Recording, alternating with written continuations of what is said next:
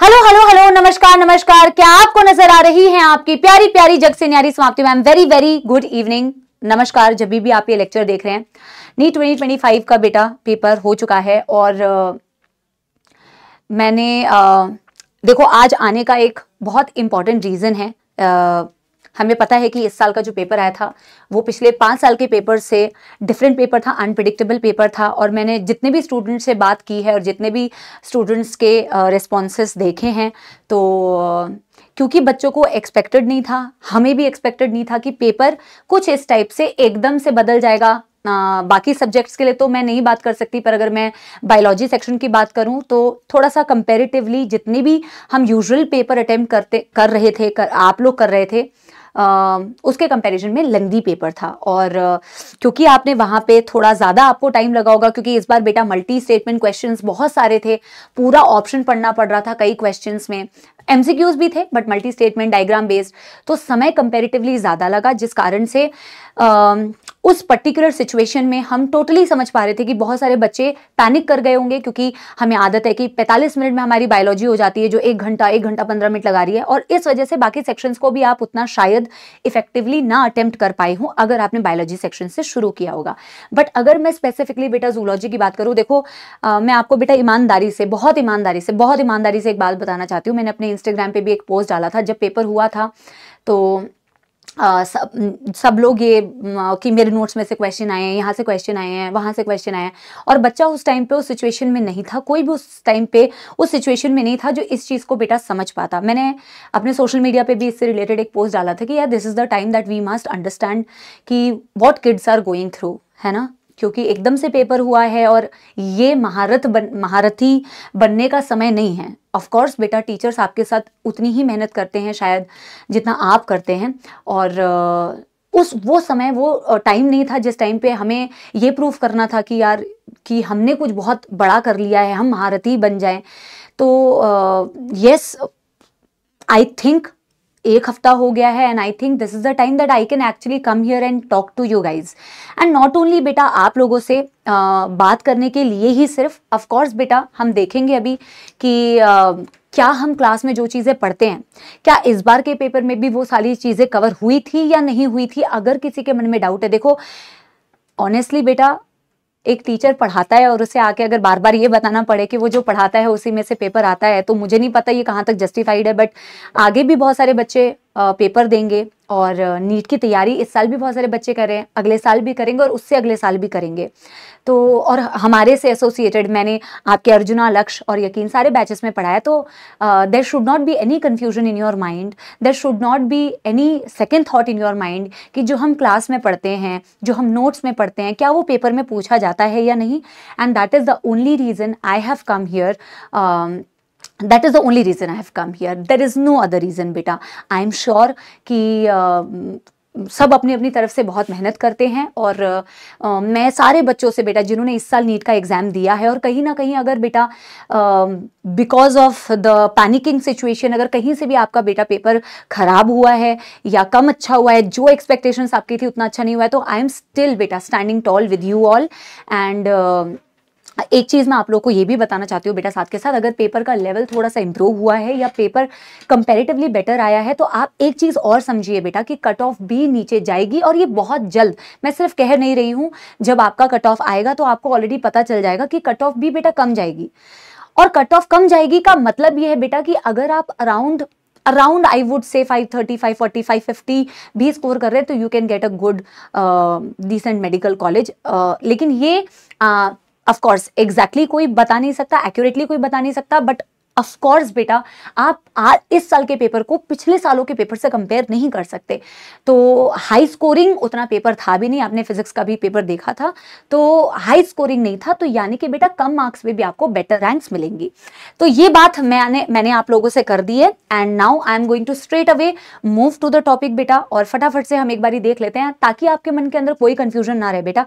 And genuinely आप जितने strength से तैयारी पहले भी कर रहे थे उसी स्ट्रेंथ से तैयारी कीजिए, क्योंकि एक चीज मैं हमेशा कहती हूं, अगर आपके मन में डाउट है, देखो टीचर के मन में डाउट नहीं होता बेटा, आई थिंक कि पता नहीं why this has happened that we have to come and tell you, but sometimes I feel it is also important कि आपके मन के अंदर कोई confusion ना रहे, क्योंकि जब हम बेटा एक clear mind के साथ में किसी भी चीज की तैयारी करते हैं तो I think वो तैयारी 2x better हो जाती है. So there should not be any confusion, there should be trust.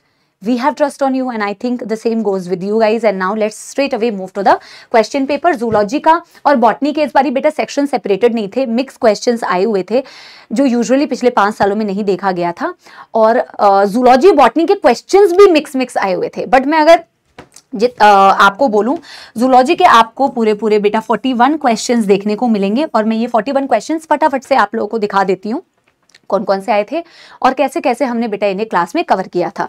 ठीक है ना. तो पहला क्वेश्चन बेटा, मैं थोड़ी सी स्क्रीन की ब्राइटनेस कम करना चाहती हूँ. यस, पहला क्वेश्चन जो कि बहुत सारे बच्चों को लग रहा था कि मैम ये वाला क्वेश्चन तो एनसीईआरटी में नहीं था. यस, तो हम जब भी क्लास में बेटा पढ़ते हैं तो मैं, मेरे बच्चों को पता होगा जो मेरे से क्लास में पढ़ते हैं, कि मैं कुछ अतिरिक्त ज्ञान के पॉइंट्स लिखवाती हूँ. अच्छा, ये जो पीपीटीज में आपको स्लाइड्स दिखेंगे, लक्ष्य बैच, मेरे लास्ट ईयर के लक्ष्य बैच और यकीन 2.0 के ही स्लाइड्स आपको मिलेंगे. मैंने कुछ स्पेसिफिकली लिखा नहीं हुआ है क्योंकि मैंने दोनों बैचेस में पढ़ाया हुआ है. तो मैं कुछ अतिरिक्त ज्ञान वाले पॉइंट्स लिखवाती हूँ और वर्बली भी बताती हूँ, लिखवा भी देती हूँ, और हमेशा कहती हूँ ये आपके कंसेप्ट बिल्डिंग के लिए इंपॉर्टेंट है. एंड वन ऑफ दोज अतिरिक्त ज्ञान came in your examination and that was the concept of twins. तो ये मैंने लिखवाया भी हुआ था. Twins born to a family that lives next door, twins are a boy and a girl, which of the following must be true. तो twins जो है एक लड़का है और एक लड़की है. अगर आप यहाँ पे देख पा रहे हो, यहाँ पे मैंने लिखा है कि ब्लास्ट्यूला, शायद थोड़ा सा कम क्लियर भी दिख सकता है क्योंकि बेटा मैंने स्क्रीनशॉट निकाले हैं क्लास में से. Blastula when hatches out of zona pellucida, it might break into 2 parts, monozygotic twins, identical twins, sexes are same. तो मैंने लिखवाया हुआ है कि जब मोनोजाइगोटिक ट्विंस होते हैं तो सेक्सेस सेम होते हैं क्योंकि वो एक ही बेटा एक ही जाइगोट से टूट के बना है, तो सेक्सेस हमेशा सेम होते हैं. 2 ova released by female, fertilized by 2 different sperm, 2 zygotes are formed, non-identical twins, fraternal twins. और ये मैंने लिखवाया हुआ है बेटा कि जब आपके दो अलग अलग बेटा क्या बोलते हैं, ओवा रिलीज होती है, 2 अलग अलग स्पर्म्स को फर्टिलाइज करते हैं तो बनते हैं डाइजाइगोटिक ट्विंस, जिसे हम फ्रेटर्नल ट्विंस भी कहते हैं. और मोनोजाइगोटिक होता है तो हमेशा सेक्सेस सेम होते हैं, लेकिन अगर डाइजाइगोटिक है तो सेक्सेस सेम भी हो सकते हैं और सेपरेट भी हो सकते हैं. और ऐसा ही क्वेश्चन बेटा आपके पेपर में भी आया था. So they were fraternal twins, they are definitely not monozygotic twins, क्योंकि जैसा कि लिखवा है मोनोजाइगोटिक ट्विंस में हमेशा सेक्सेस सेम होते हैं. तो कभी कभी अतिरिक्त ज्ञान वाले पॉइंट्स भी बेटा काम आ जाते हैं आपके एग्जामिनेशन में, और ये इसका बहुत अच्छा एक एग्जाम्पल था. अगला क्वेश्चन अगर आप देखेंगे तो बेटा ये इलेक्ट्रोफोरेसिस से क्वेश्चन आया हुआ था. एंड क्वेश्चन में स्टेटमेंट दिया हुआ है, DNA fragments extracted from the gel electrophoresis can be used in construction of recombinant DNA technology. Yes बेटा, यूज किया जा सकता है क्योंकि उसी को हम बेटा यूज करते हैं, जो हम इलेक्ट्रोफोरेसिस से सेपरेट करते हैं उसे हम डीएनए रिकॉम्बिनेंट डीएनए बनाने में यूज करते हैं. Smaller DNA fragments are observe near anode while larger fragments are found near the wells in agarose. तो इस डायग्राम में आप देख पा रहे हो, यहाँ पे मैंने लार्जर फ्रैगमेंट बनाया हुआ है और ये मैंने लार्जर फ्रैगमेंट बनाया हुआ है वेल्स की तरफ, और वेल्स की तरफ हमेशा कैथोड होता है, नेगेटिव होता है, और जितना छोटा फ्रैगमेंट होता है वो नीचे की तरफ जाता है जिस तरफ पे एनोड होता है, यानी कि positive electrode.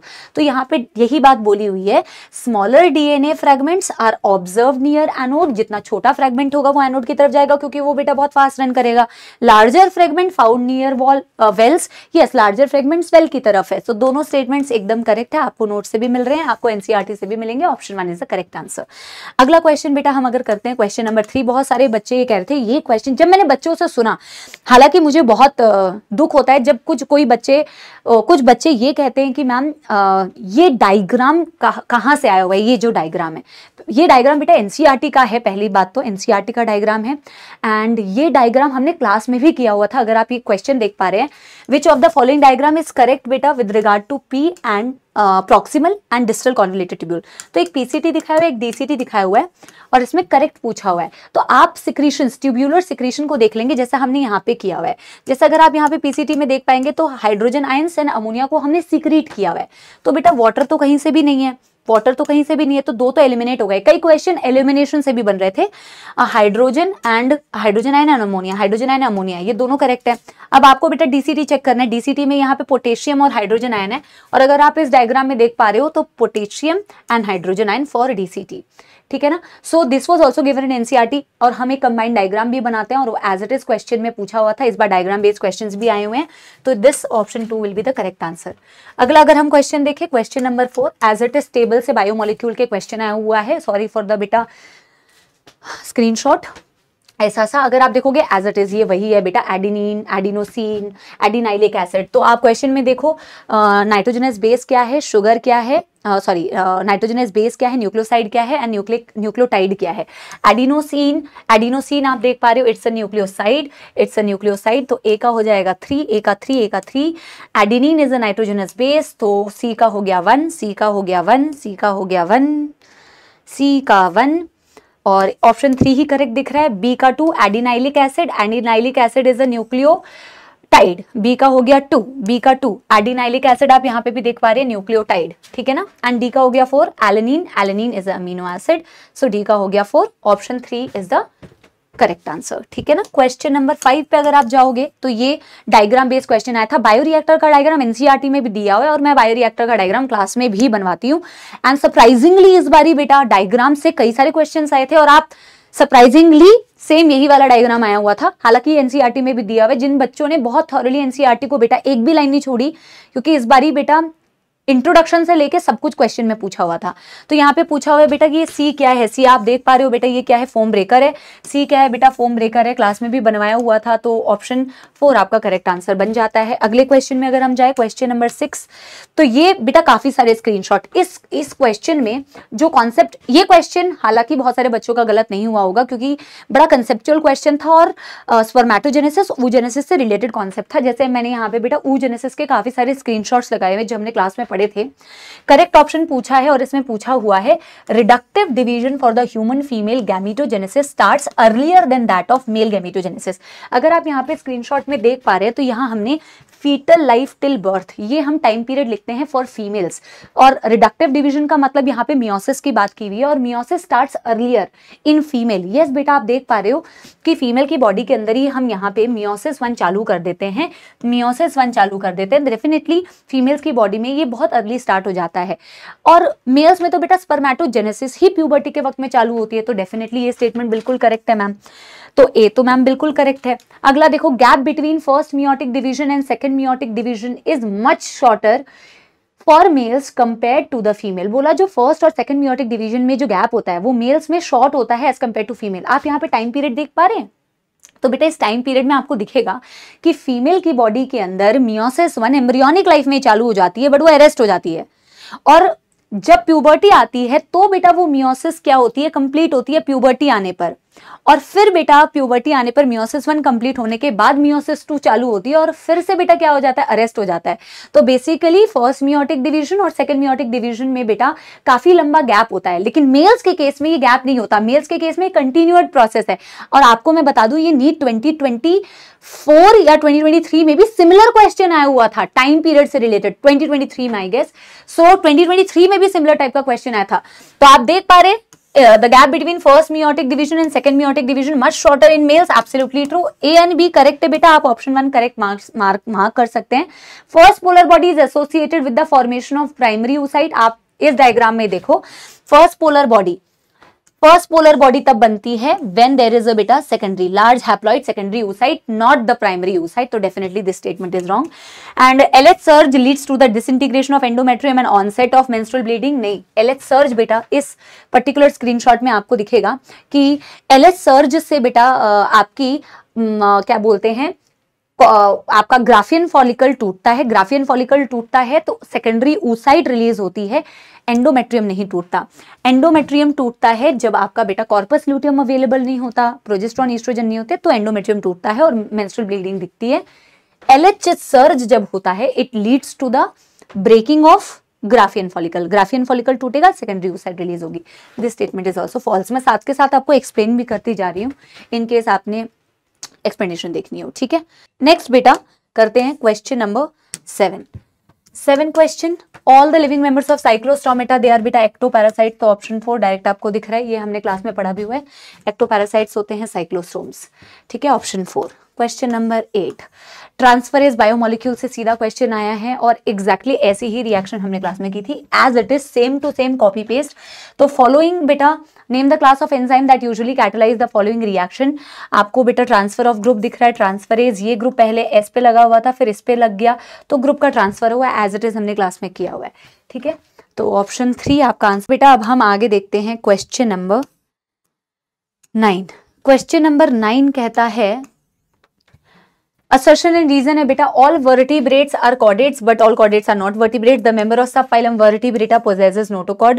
During the embryonic life, notochord is replaced by a cartilaginous or bony vertebral column in adults. That is the reason बेटा, both assertion reason are correct and reason correct explanation. As it is line आपको बेटा class में दिख रही है। All word, हम class में बेटा ये एनसीईआरटी में भी दिया हुआ है, क्लास में बताते हैं, सारे वर्टिब्रेट्स जो होते हैं वो कॉर्डेट्स होते हैं, लेकिन सारे कॉर्डेट्स वर्टिब्रेट्स नहीं होते, क्योंकि बेटा जो वर्टिब्रेट्स होते हैं, वर्टिब्रेट्स कॉर्डेट्स इसीलिए होते हैं क्योंकि उनके during the any period of their lifetime they have a notochord and later on बेटा that notochord is replaced by vertebral column, है ना। एंड कुछ कॉर्डेट्स बेटा आपके यूरोकॉर्डेट्स भी होते हैं, सेफेलोकॉर्डेट्स भी होते हैं। ठीक है, सो एज इट इज हमने पढ़ाया हुआ है। क्वेश्चन नंबर 10 अगर आप देखोगे, एंटीबॉडी का स्ट्रक्चर से क्वेश्चन आया हुआ है, which of the following is not a correct statement. तो आपको दिखेगा यहाँ दिया हुआ है, antigen binding site is located at C terminal region of the antibody molecule. ये एंटीबॉडी का स्ट्रक्चर पढ़ाया जाता है, ये एन टर्मिनल है, और एन टर्मिनल पे आपको बेटा क्लियरली दिख रहा है कि antigen binding sites N terminal पे होती है, ना कि सी टर्मिनल पे। Antigen binding site is located at C terminal, no बेटा, antigen binding sites are located on the N terminal. तो कई बार अब ऐसे भी क्वेश्चंस आपको इसमें भी देखने को मिलेंगे। Each antibody has 2 light chain 2 heavy chain, as it is ये सारी चीजें बेटा हमने क्लास में भी कवर की हुई है। यहाँ पे 2 हैवी चेन 2 लाइट चेन। ठीक है, ऑप्शन आपको, आंसर आपको दिख गया है। क्वेश्चन नंबर 11 की अगर मैं बात करूं तो 11 कहता है साइलेंसिंग, डायरेक्ट क्वेश्चन आया हुआ है, मैंने कुछ इंपॉर्टेंट पॉइंट्स लिखवाए हुए थे बेटा इस पर्टिकुलर जीन साइलेंसिंग से रिलेटेड, और उस इंपॉर्टेंट पॉइंट से क्वेश्चंस बने हैं। हालांकि हम इसका पूरा टॉपिक डिटेल में पढ़ाते हैं, बट डायरेक्ट लाइन से क्वेश्चन आया है यहाँ पे। Silencing of a specific mRNA is possible via RNA silencing because of complementary double stranded RNA.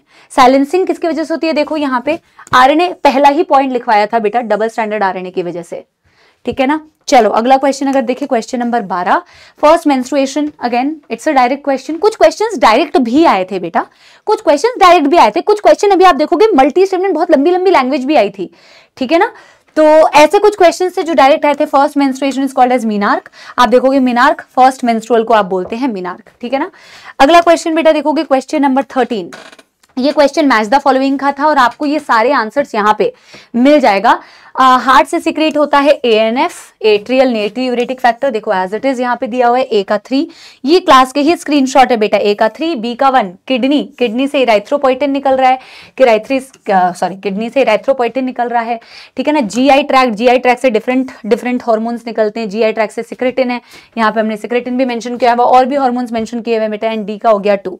तो ये हो गया आपका आंसर। ठीक है ना, अगला क्वेश्चन करते हैं, क्वेश्चन नंबर 14। क्वेश्चन नंबर 14, अच्छा ये क्वेश्चन आया था एक बेटा जो कंसेप्चुअल क्वेश्चन था, और ये आपकी कंसेप्चुअल तो था ही, ये आपकी बेटा प्रेजेंस ऑफ माइंड को भी चेक कर रहा था। ये प्रेजेंस ऑफ माइंड को कैसे चेक कर रहा था और इसके कुछ पॉइंट्स एनसीईआरटी में कहां दिए हुए हैं, मेरे से जो बच्चे पढ़ते हैं बेटा उनको ये पता होगा कि मैं क्लास में एनसीईआरटी भी रीड कराती हूं, क्योंकि बेटा काफी सारी थ्योरी की ऐसी चीजें होती है जो आपको क्लास में आपको नोट्स में लिखने की जरूरत नहीं है, बट पढ़ने की जरूरत है।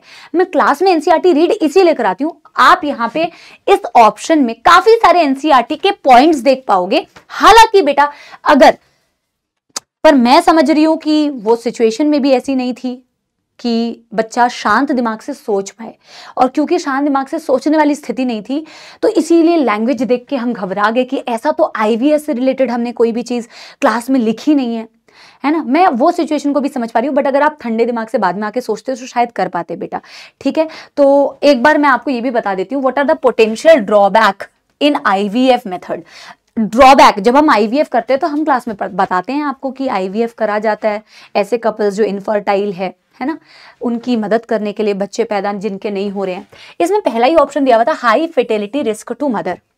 जिन्होंने क्लास अटेंड किया उनको ये पता होगा, हमने बहुत सारे पॉइंट्स लिखे थे, काफी सारे स्क्रीनशॉट्स तो बेटा अटैच करने की भी स्पेस नहीं है कि वैसे भी धुंधला दिख रहा है, तो कि ड्यू टू वेरियस रीजंस बेटा जो मेल और फीमेल में होती है आईवीएफ किया जाता है। इसमें पहला ही पॉइंट दिया था हाई फर्टिलिटी रिस्क, मदर्स की डेथ बहुत कॉमनली दिखती है आईवीएफ करने से। बेटा this is not possible at all, क्योंकि आईवीएफ का प्रोसेस ही इसलिए किया जाता है कि दो ऐसे कपल्स की मदद की जाए जिनके बच्चे नहीं पैदा हो रहे।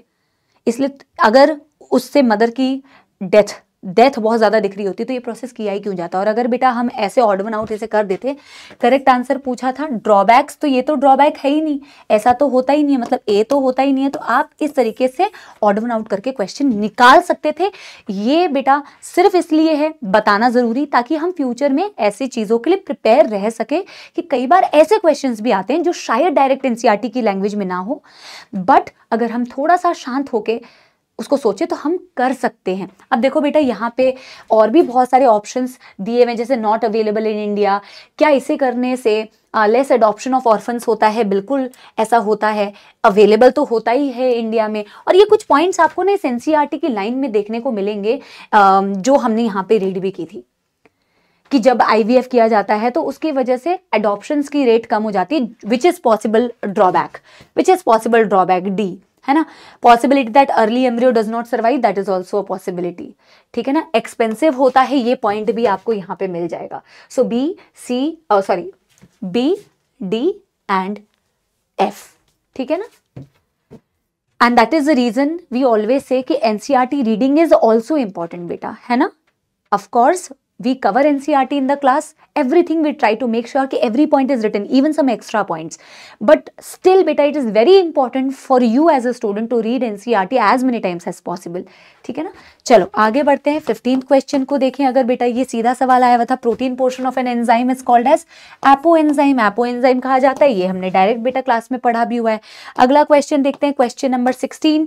तो इस टॉपिक से तो हर साल क्वेश्चन आ रहा है बेटा, होमोलॉगी एंड एनालॉगी से। स्वीट पोटैटो क्या रिप्रेजेंट कर रहा है? Analogy and convergent evolution. Sweet potato and potato बेटा एनालॉगस स्ट्रक्चर्स, और एनालॉगस स्ट्रक्चर में हमने यहाँ पे भी लिखा हुआ है कि जब ऐसे स्ट्रक्चर जिसकी ओरिजिन अलग होती है बट वो फंक्शन सेम कर रहे हैं तो वो कन्वर्जेंट एवोल्यूशन को रिप्रेजेंट कर रहे हैं, ठीक है ना। सो अगला क्वेश्चन करते हैं बेटा, क्वेश्चन नंबर 17। अगेन स्पर्म के स्ट्रक्चर से क्वेश्चन आया, सब कुछ आपको यहाँ पे मिलेगा। हेड में आपके पास जेनेटिक मटीरियल होता है बेटा, हैप्लॉइड न्यूक्लियस है। एक्रोसोम में बेटा आपके पास एंजाइम्स होते हैं, ठीक है ना। मिडल पीस में आपके पास माइटोकॉन्ड्रिया होता है। Middle piece has energy, B का हो गया 3, बी का 3। ए बेटा हेड हैज बेटा जेनेटिक मटेरियल न्यूक्लियस, ठीक है ना, ए का हो गया 4, ए का 4। एक्रोसोम में आपके पास एंजाइम्स थे तो सी का हो गया 1, सी का 1, ऑप्शन 1 आपको दिख रहा है यहाँ पे आंसर, ठीक है ना।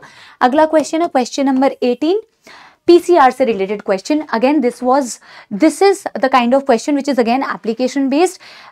ये भी बहुत सारे बच्चे बेटा सॉल्व कर पाए थे, क्योंकि अगर आप देखोगे हमने क्लास में पढ़ा था कि अगर आप 1 बिलियन कॉपीज अगर आप 30 साइकिल्स ऑफ पीसीआर रन करते हो, जो कि स्टेटमेंट में बेटा हमने क्लास में पढ़ा है, 30 साइकिल्स ऑफ पीसीआर से आपको 1 बिलियन कॉपीज मिलती है।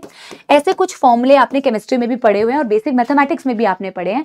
अगर आप यहाँ पे बेटा देखो कि polymerase chain reaction amplifies the DNA according to the following equation, कौन सी इक्वेशन से आपको जस्टिफिकेशन मिल रही है कि पीसीआर की एम्पलीफिकेशन की जस्टिफिकेशन मिल रही है? हम पीसीआर में हमने क्लास में पढ़ा हुआ है बेटा, एक से आपको एक डीएनए की कॉपी से, एक डीएनए में जब आप एक साइकिल पीसीआर का लगाते हो तो आपको 2 कॉपीज मिलती है, एक से आपको 2 कॉपीज मिलती है। और ये स्टेटमेंट हमने लिखी है कि 30 साइकिल से 1 बिलियन कॉपी मिलती है। तो एन यहाँ पे बेटा नंबर ऑफ साइकिल है। आप नंबर ऑफ साइकिल में बेटा वैल्यू पुट करके देखो, है ना, कि आप 1 पुट करके देखो, 2 पुट करके देखो और सब में पुट करके देखो जहां जहां पे n दिया हुआ है। तो 2 की पावर n जहां आपको दिख रही है, अगर आप 2 की पावर 30 डालते हो जो हमने क्लास में लिखा हुआ है, तो आपको बेटा अप्रोक्सीमेटली 1 बिलियन कॉपीज मिलती है। 30 साइकिल से 1 बिलियन मिल रही है। 2 की पावर 1 डालोगे तो 2 आएगा, 2 की पावर 2 डालोगे तो बेटा 4 आएगा, 1 का 2 कॉपी बनती है। बेसिक मैथमेटिक्स से क्वेश्चन आया था, बट थोड़ा सा एप्लीकेशन बेस्ड था कि अगर आपको डायरेक्ट ना भी बेटा फॉर्मूला पता हो, बट अगर आपको पता है पीसीआर में 1 से 2 कॉपीज मिलती है, और अगर आपने ये क्लास में पढ़ा है कि 30 साइकिल से 1 बिलियन कॉपीज मिलती है, तो ये आप अटेम्प्ट कर पाए होंगे, ठीक है ना। अगला क्वेश्चन अगर हम देखें, क्वेश्चन नंबर 19, तो ये सेकेंडरी लिम्फोइड ऑर्गन से क्वेश्चन आया हुआ है। After maturation in primary lymphoid organs, lymphocyte migrate for interaction with antigen in secondary lymphoid organ. ये प्राइमरी है, ये प्राइमरी, ये तीनों सेकेंडरी है, CDE, C D E. Option 4 अगर आपको दिखे spleen, lymph nodes, MALT, MALT में बेटा हमने लिखा हुआ है ये Peyer's, patches, tonsils, appendix, they are all included in MALT, मतलब secondary lymphoid organ. So these are all secondary lymphoid organs. C D E, option 4 is the correct answer. अगला question करते हैं बेटा, क्वेश्चन नंबर 20 दिया हुआ है, consider the following regarding the function of adrenal medullary hormones. तो आपको यहाँ पे दिख रहा है प्यूपल डायलेशन करता है, कार्डियक आउटपुट बढ़ाता है, हार्ट रेट बढ़ाता है, गूज बम्स, पाइलोरेक्शन करता है, ग्लूकोनियोजेनेसिस करता है, ग्लाइकोजेनोलाइसिस करता है। ये सारे पॉइंट्स एनसीईआरटी में दिए हुए हैं। यही क्वेश्चन में प्यूपल कॉन्स्ट्रिक्शन नहीं करता है, हाइपर ग्लाइसेमिक हार्मोन होता है, ब्लड ग्लूकोज को बढ़ाता है, यस ग्लूकोनियोजेनेसिस भी कर रहा है, ग्लाइकोजेनोलाइसिस भी कर रहा है, पाइलोरेक्शन भी कर रहा है, स्ट्रेंथ ऑफ वेंट्रिकुलर कॉन्ट्रैक्शन भी करता है बेटा, बी सी डी।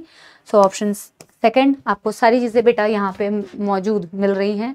ऑप्शन 2 आपको दिख रहा है। क्वेश्चन नंबर 21 अगर आप देखोगे, ये बहुत ही एक कैसा क्वेश्चन आया था जो एनसीईआरटी ने खुद क्वेश्चन के फॉर्मेट में दिया हुआ था। और जब मैं एनसीईआरटी रीड करा रही थी तो मैं यहाँ पे यही बोल रही थी कि why insulin can not be taken orally. ये जो बच्चे पढ़े हैं बेटा, मैक्सिमम बच्चों ने क्वेश्चन सही भी किया होगा। और यहाँ पे हमने लिखा भी हुआ है कि डाइजेस्ट हो जाता है, प्रोटीन है, आप ओरली नहीं ले सकते हैं।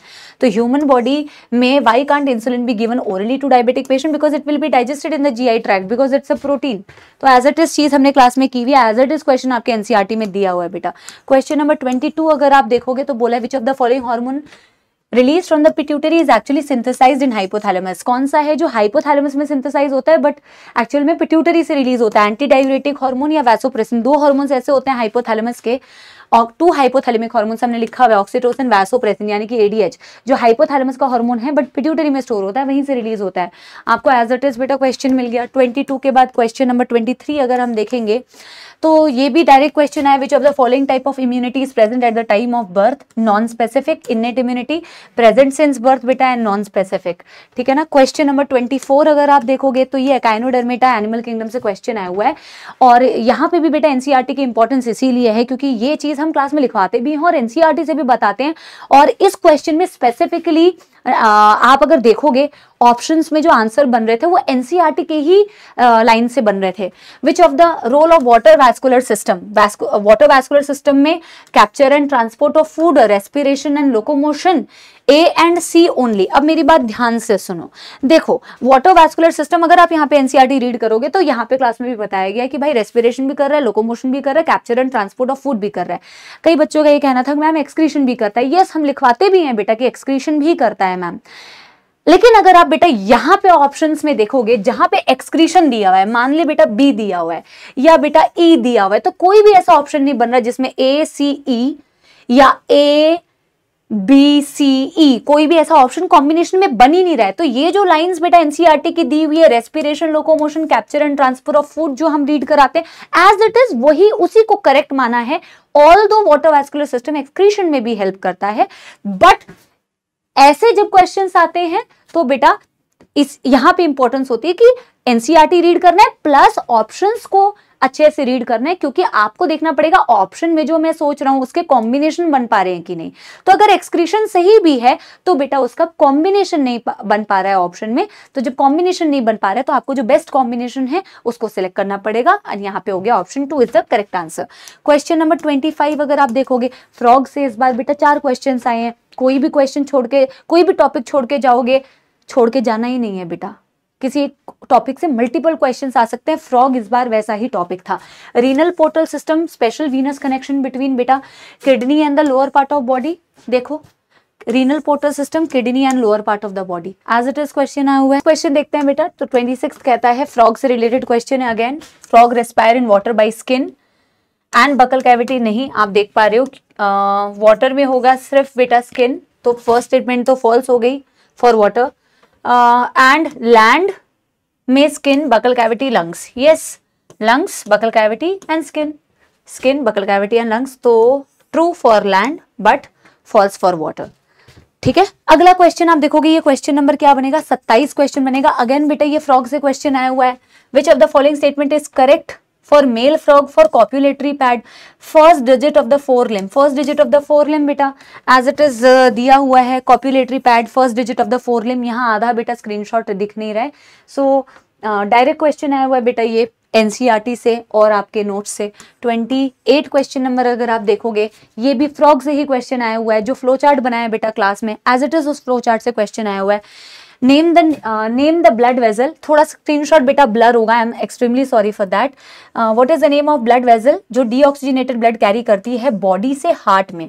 तो बॉडी से हार्ट की तरफ वीना केवा, आप देखो डीऑक्सीजनेटेड ब्लड बॉडी पार्ट से वीन्स, वीन से वीना केवा से हार्ट, ठीक है। तो फ्रॉग से बड़े सारे क्वेश्चन आए थे। क्वेश्चन नंबर 28 के बाद क्वेश्चन नंबर 29, यहाँ बहुत सारे स्क्रीनशॉट लगाने पड़े क्योंकि बेटा अगर आप देखोगे तो वैसे तो जरूरत नहीं है, मैं बार बार ये कह रही हूँ, बट जितना पॉसिबल मैं लगा सकती थी मैंने वो लगा के आपको बताने की कोशिश की है। यहाँ पे अगर आप देखोगे मैच द फॉलोइंग, तो प्रोजेस्टेरॉन के लिए कॉर्पस ल्यूटियम ए का 4, मिलानो MSH पार्स इंटरमीडिया सी का हो गया 1, ऑप्शन 1 बन रहा है। बी यानी रिलैक्सिन का हो गया बेटा ओवरी, एंड कैटेकोलोमीन्स मींस एपिनेफ्रिन और एपिनेफ्रिन, इसका हो गया एड्रिनल मेड्यूला। कहाँ दिख रहा है बेटा, देखो रिलैक्सिन बाय ओवरी, ये दिख रहा है आपको कैटेकोलोमीन एड्रिनल ग्लैंड। पार्स इंटरमीडिया दिख रहा है, पार्स इंटरमीडिया नोट डाल के लिखा था हमने, 1 हार्मोन दैट इज MSH, ठीक है ना। क्वेश्चन नंबर 30 अगर आप देखोगे which of the following enzymes में in which of the following enzymes heme is the prosthetic group, तो आपको दिखेगा यहाँ पे हीम एक ही लिखते हैं हम, example carbonic catalase and peroxidase as it is question आया हुआ है। क्वेश्चन नंबर 31 आप देखो बेटा, ये टेबल से क्वेश्चन बना हुआ है, ये टेबल बेटा एनसीईआरटी में थ्योरेटिकल फॉर्म में दिया हुआ है, हम टेबल के फॉर्म में करते हैं, और ये भी मल्टी स्टेटमेंट क्वेश्चन था, तो बच्चे को सारा क्वेश्चन बेचारे को पढ़ना पड़ रहा था, तो ऑफकोर्स टाइम लग गया उसको पढ़ने में, बट बेटा अब हमें यही प्रैक्टिस करनी है कि हम इतने लंबे लंबे अगर स्टेटमेंट हो तो हमारी स्पीड जल्दी हो, ताकि हम सारे पेपर्स को इनफ टाइम दे पाए, ठीक है। तो in human pregnancy the major organ systems are formed at the end of 12 weeks. 12 weeks का मतलब होता है बेटा 3 months, and major organ system आप देखोगे 3 मंथ्स में बन जाते हैं, एज इट इज लिखा हुआ है। Major organ system formed 8 weeks, गलत है। Heart is formed 1 month of gestation, true है। Heart 1 month of gestation. Human pregnancy limbs and digit by the end of 2nd month, limb and digit बेटा end of 2nd month, सही है। Human pregnancy appearance of hair 5th month, 5th month में देखो appearance of hair, तो सारी चीजें आपको मिल रही है बेटा, है ना। तो बी को छोड़ दो, बाकी सारे सही है, A, C, D and E, option 4 आपको यहाँ पे सही मिल रहा है। क्वेश्चन नंबर 32 अगर आप देखोगे तो अगेन बेटा मल्टीपल चैप्टर्स, सिर्फ बॉटनी जूलॉजी नहीं मिक्स की है, बॉटनी जूलॉजी के चैप्टर्स भी मिक्स किए हैं, जूलॉजी के भी चैप्टर्स मिक्स किए हैं, सब कुछ बेटा मिक्स करके पूछा है। Emphysema is damaged alveolar wall, A का 2, B बेटा angina pectoris acute chest pain, B का हो गया 3, A का 2, B का 3, C का 4 ग्लोमेरुलोनेफ्राइटिस। अब बेटा ऑप्शन 4 तो आपको दिख रहा है और आप ही क्लास में देख पा रहे हो, ग्लोमेरुलोनेफ्राइटिस पढ़ाया हुआ है, acute chest pain angina pectoris पढ़ाया हुआ है, एम्फाइसीमा पढ़ाया हुआ है, in fact tetani locomotion and movement में वो भी कराया हुआ है, एंड सारे डिसऑर्डर्स का कंबाइंड बेटा, सारे चैप्टर्स के कंबाइंड एक जगह पे क्वेश्चन दे दिया है डिसऑर्डर्स को मिला के। क्वेश्चन नंबर 33 अगर आप देख पा रहे हो तो कैंसर से रिलेटेड क्वेश्चन था, कैंसर के डिफरेंट चीजों से रिलेटेड क्वेश्चन था। Computer tomography magnetic resonance imaging detect the cancer of internal organs, बिल्कुल सही है। देखो computer tomography MRI cancer of बेटा इंटरनल ऑर्गन्स, ये बात बिल्कुल सही है, करेक्ट आंसर आपसे पूछा हुआ है, तो A तो करेक्ट है, A और C आंसर बनेंगे। Chemotherapeutic drug used to kill non cancerous cell, तो ये बात बिल्कुल गलत है बेटा, कीमोथेरेपी से हम use to treat cancer patients, जहां बेटा कैंसर, ये स्क्रीनशॉट बेटा मैं आ गई हूँ सामने, तो आप ऑफ कोर्स टारगेट कीमोथेरेपी करते क्यों हो, कैंसर के सेल्स को उड़ाने के लिए, है ना। Alpha interferon activate the cancer patient immune system, helps in destroying the tumour, yes immunotherapy alpha interferons immune response biological response modifiers होते हैं, ये बात बिल्कुल सही है। ये कीमोथेरेप्यूटिक ड्रग्स नहीं होते, ये इम्यूनोथेरेपी होती है। In case of leukaemia blood cell count are decrease, नहीं बेटा blood cell count increases in case of leukaemia, यहाँ हमने लिखा भी हुआ है, ल्यूकीमिया ब्लड कैंसर, यहाँ ब्लड सेल्स बेटा increase, number of cells increase होते हैं, ठीक है ना। WBC का नंबर इंक्रीज हो जाता है, तो A एंड C आपको ऑप्शन 4 में सही आंसर दिख रहा है, ठीक है ना। Question number 34, now this was one of the questions, I totally understand कि ये लैंग्वेज NCERT में नहीं दी हुई थी मैम, हालांकि मैं ये तो नहीं कहूंगी कि बेटा क्योंकि अब पेपर हो गया और जो बच्चा उस पेपर की सिचुएशन में था वो ये शायद नहीं अटेम्प्ट कर पाया होगा, again because of the depth and because of the language जो एज इट इज एनसीईआरटी की नहीं है, ठीक है। लेकिन कुछ बच्चे जो इसे सॉल्व कर पाए होंगे शायद उन्होंने ऑड वन आउट एलिमिनेट करके किया होगा, और जो हमने बाकी चीजें एसिलोमेट के बारे में या ट्रू सीलोम के बारे में या स्पॉन्जो सील जो आपके पॉरीफेरा में मिलता है, अगर वो दिमाग में रख के सॉल्व कर पाया होगा बच्चा तो कर पाया होगा। अदरवाइज आई कैन अंडरस्टैंड कि ये क्वेश्चन की लैंग्वेज आपसे शायद उस वक्त में उस पैनिक सिचुएशन में ना हो पाई हो। लेकिन अगर आप देखोगे यहाँ पे बोला है while trying to find the characteristic of newly found animal, researcher did the histology of adult animal, observe the cavity, presence of mesodermal tissue. देखो कैविटी तो है ना, एसिलोमेट नहीं है, कैविटी तो है, तो बोला है क्या, कैविटी तो है, एसिलोमेट नहीं है, स्पॉन्जोसील नहीं है बेटा, स्पॉन्जोसील आप स्पॉन्जेस में पढ़ते हो, तो स्यूडोसीलोम होगा या शाइजोसीलोम होगा। अब मैम शाइजोसीलोम तो हमने एनसीईआरटी में नहीं पढ़ा है, हमने तो यूसीलोम पढ़ा है, यूसीलोम यानी कि ट्रू सीलोम। और मैम ने कहा था जब ट्रू सीलोम होती है, जैसा कि आप इस डायग्राम में देख पा रहे हो, तो गट की तरफ भी बेटा एक लेयर होती है मेसोडर्म की, और आपकी बॉडी वॉल की तरफ भी एक मेसोडर्म की लेयर होती है। जो बच्चे ने इस डायग्राम को शायद ध्यान से, जिसको उस वक्त में रिकॉल हो रहा हो, उसको याद आएगा मैम ये ट्रू सीलोम था। बेटा शाइजोसीलोम एक तरीके का ट्रू सीलोम होता है, ठीक है, वो पॉइंट शायद एक्स्ट्रा पॉइंट है, ऑब्वियसली एनसीईआरटी का नहीं है, तो शाइजोसीलोम वर्ड शायद हम यूज नहीं करते। लेकिन अगर आप यहाँ पे देखोगे कि ये दिया हुआ है कि मेसोडर्मल टिश्यू है, कैविटी भी है, मेसोडर्मल टिश्यू भी है towards the body wall, but no mesodermal tissue towards the alimentary canal, मतलब ट्रू सीलोम तो नहीं है। ट्रू सीलोम नहीं है तो बचा बेटा एक ही option, that is pseudocoelom. But totally agreed, this was very conceptual, very depth, तो देयर वाज अ पॉसिबिलिटी कि शायद कुछ बच्चे इसको अटेम्प्ट ना कर पाए हो, ठीक है ना। अगला क्वेश्चन देखो बेटा, क्वेश्चन नंबर 35, और अगर इस क्वेश्चन को आप ध्यान से देखोगे तो इस प्लाज्मिड वाले क्वेश्चन से, प्लाज्मिड वाले टॉपिक से 2 क्वेश्चन आए हुए थे, क्लास में भी बताया था बेटा यहाँ से क्वेश्चन आ सकते हैं। डायग्राम में बोला हुआ है which of the following strategy will be chosen to select recombinant one. आपको साफ साफ बेटा इस डायग्राम में बना के बताया हुआ, एग्जैक्टली वही वाला डायग्राम है। बीटा गैलेक्टोसाइडेज वो एंजाइम होता है जो सबस्ट्रेट को प्रोडक्ट में कन्वर्ट करता है। जितने भी ब्लू कॉलोनीज दिखती है वो नॉन रिकॉम्बिनेंट होती है, जो व्हाइट कॉलोनीज दिखती है वो रिकॉम्बिनेंट होती है। तो आपको रिकॉम्बिनेंट सिलेक्ट करना है। कैसे सिलेक्ट करोगे, एम्पिसिलिन टेट्रासाइक्लिन नहीं, जो भी व्हाइट कॉलोनीज है उसको सिलेक्ट कर लोगे, क्योंकि व्हाइट कॉलोनीज आपकी क्या होगी, रिकॉम्बिनेंट। Direct question. और ऐसा ही क्वेश्चन नंबर 36 भी आप देख पा रहे हो, सेम उसी से क्वेश्चन आए हुए, but a different kind of question, statement based. The blue colour colonies have a DNA insert in the plasmid and they are identified as recombinant. अगर आप यहाँ पे देखोगे ब्लू कॉलोनीज बेटा नॉन रिकॉम्बिनेंट है। ब्लू कॉलोनीज वो होती है बेटा जिसमें बीटा गैलेक्टोसाइडेज होता है। बीटा गैलेक्टोसाइडेज सबस्ट्रेट को प्रोडक्ट में कन्वर्ट करेगा तो ब्लू कलर मिलेगा। तो बीटा गैलेक्टोसाइडेज उन्हीं में होगा बेटा जिसकी ये लैक्सी जीन बिल्कुल इंटैक्ट होगी, जिसमें जीन आपका नहीं गया है। जीन नहीं गया है यानी कि नॉन रिकॉम्बिनेंट है। जो नॉन रिकॉम्बिनेंट है उसमें बीटा गैलेक्टोसाइडेज होगा, उसमें ब्लू कलर होगा, लिखा हुआ है, ठीक है ना। तो एज इट इज क्वेश्चन आया हुआ है, blue colour colonies have DNA insert, नहीं बेटा दिस इज फॉल्स, ये नॉन रिकॉम्बिनेंट है। The colonies without blue colour have DNA insert in the plasmid identifies as recombinant, yes. जो दूसरी वाली है बेटा वो रिकॉम्बिनेंट है, बिल्कुल सही है। Statement 1 incorrect, statement 2 is correct. Option 4 आपको यहाँ पे दिख रहा है बेटा। क्वेश्चन नंबर 37 अगर आप देखोगे तो कार्डियक एक्टिविटी के क्वेश्चन, रिलेटेड क्वेश्चन आए हुए। Cardiac activity of the heart are regulated by nodal tissues. आपको दिख रहा है बेटा special centre in medulla, adrenal medullary hormone A B and C आपको दिख रहे हैं। और यहाँ पे आप देख भी पा रहे हो मेडुला में सेंटर होता है, एड्रिनल मेडुलरी हार्मोन से इम्पैक्ट करते हैं। और बेटा ऑफ कोर्स आपके नोडल टिश्यूज तो इम्पैक्ट करती हैं, रेगुलेट करती हैं।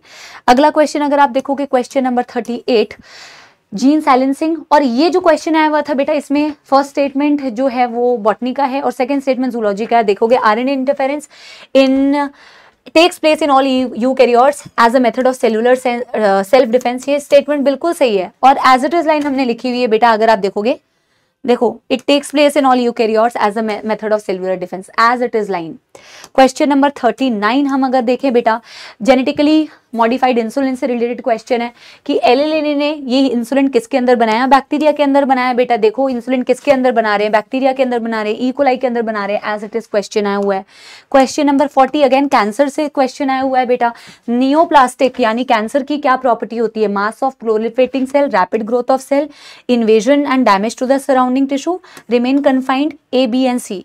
अब ये मैम कहाँ दिख रहा है, देखो यार ये जो मैलिग्नेंट ट्यूमर है जिसे हम बेटा बोल रहे हैं नियोप्लास्टिक सेल्स, सेल्स एक जगह से निकल के दूसरी जगह जाती है, मूवमेंट करती है, जो रुकी हुई रहती है वो बिनाइन ट्यूमर होती है, ये एक जगह से दूसरी जगह मूव करके जाती है, कोई कॉन्टैक्ट इनिबिशन नहीं होता। ये सारे पॉइंट्स बेटा आपको कवर हुए दिखेंगे इस पर्टिकुलर स्लाइड में, यानी कि आपके नोट्स में कवर्ड हैं।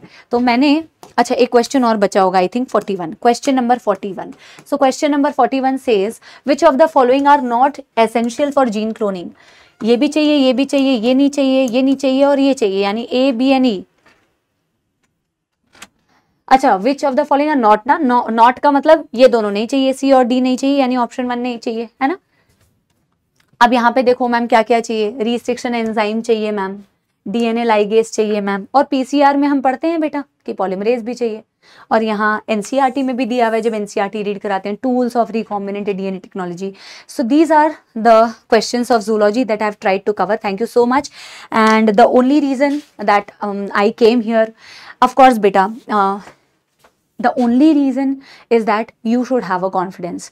आपको कॉन्फिडेंस होना चाहिए कि जो चीज़ आप पढ़ रहे हो, और आप खास करके बेटा अगर आप इस साल वापस तैयारी करते हो, अगर आप वापस से हिम्मत करते हो और वापस से तैयारी करना चाहते हो, या मेरे जो लक्ष्य के स्टूडेंट्स हैं या जो मेरे अर्जुना के स्टूडेंट्स हैं, ये आप लोगों के लिए स्पेशली बेटा ये मैसेज है कि do not get distracted by what other people are saying, कि आप जो पढ़ रहे हो उसमें से तो पेपर ही नहीं बनता है, आप जो पढ़ रहे हो उससे तो सफिशिएंट ही नहीं होगा, आप जो कर रहे हो वो तो है ही नहीं useful. This is only for that बेटा and nothing else. You should feel confident कि जो पढ़ रहे हो, क्योंकि जब कॉन्फिडेंस के साथ में पढ़ाई करोगे तो बेटा कॉन्फिडेंस के साथ में सिलेक्शन भी लेके आओगे, and that is the only purpose. I hope बेटा this video help. Thank you so much. I will see you all in the batches as usual.